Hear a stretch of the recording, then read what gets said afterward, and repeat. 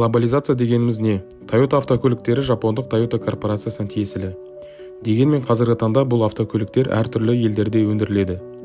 Қозғалтқыштары Уэльсте, шиналары Жапонияда, электр сымдары Қытайда, қауіпсіздік белдіктері Чехияда, ал фаралары Францияда жасалады.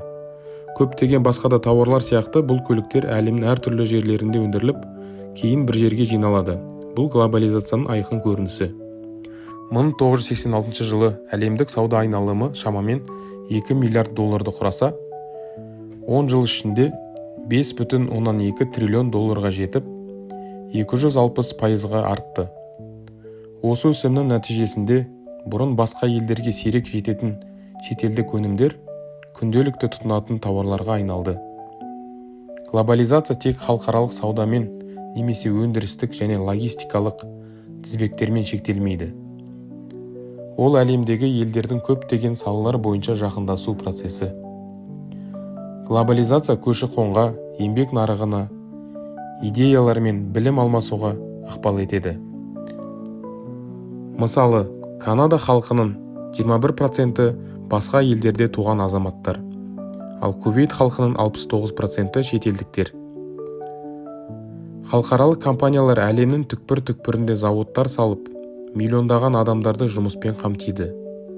Әртүрлі елдерде өндірілетін көптеген тауарлар бірдей стандарттарға сәйкес жасалады. Глобализация қоғамға айтарлықтай өзгерістер әкеледі. Наразылықтар мен революциялар тудырады. Жаңа мәдениеттермен таныстырады.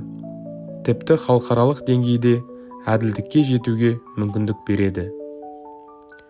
Экономикадағы глобализацияның басты көрінісі халықаралық сауда. 1960 жылдан бері әлемдік сауда көлемі 2 есе өсті. Бұл қаржы нарықтарының жаһандануымен, капитал қозғалысымен және халықаралық инвестициялармен тығыз байланысты. Тарихта жаһандық сауданың көптеген мемлекеттердің өркендеуіне ықпал еткені белгілі.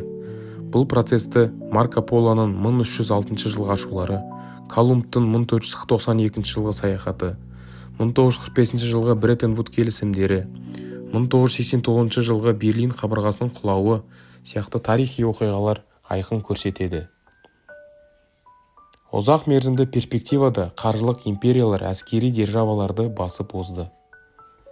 20 ғасырдың соңында халықаралық сауда Қытайды әлемдік экономикалық державаға айналдырды. Арзан жұмыс күші арқасында Қытай әлемдік экспорттың алпауыт механизміне айналып, көптеген елдердің өндіріс саласына айтарлықтай әсер етті. Глобализация әлемдік экономиканы, қоғамды және мәдениетті үздіксіз өзгертіп, жаңа мүмкіндіктер мен сын-қатерлер туғызатын тоқтаусыз процесс.